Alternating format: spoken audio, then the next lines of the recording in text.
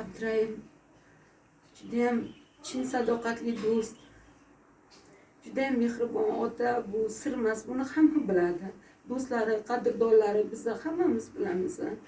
Men aytamanki, mana shu okalardan qolgan farzandlarga, opalardan qolgan farzandlarga otalik qildi, mehribonlik qildi.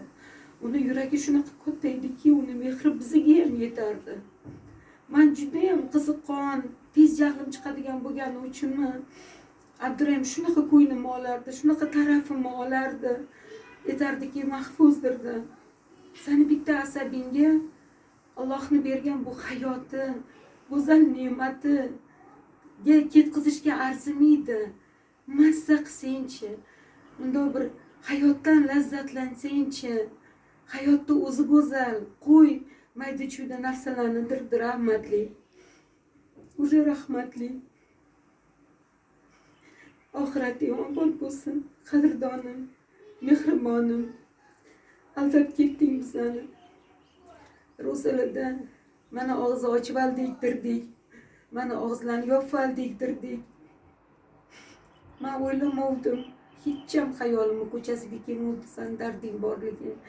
Men har doim qilichda yurganingga sog'san, salomatsan, hali ancha yo'llarni bosib o'tamiz, ancha rollar o'ynaymiz deb yaxshi niyat qilib o'ylar edim. Afsuski, yaxshi odamlar Allohga ham kerak ekan.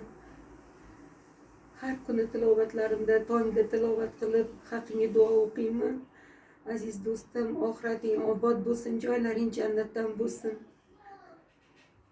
Uzr so'rayman, agar xafa qilgan bo'lsam, uzr. Sani ruhingdan uzr so'rayman, lekin bilaman, ishonaman. Ko'zimga bilasanmi qanaqa ko'rinasan? O'sha yerdan turib ham aytasan, Mahfuzman, yaxshiman, men judayam zo'rman. Ishon, menga hozir judayam yaxshi deyasan o'sha yerdan turib. Oxirating obod bo'lsin, joylaring jannatdan bo'lsin. Ilohim, amin.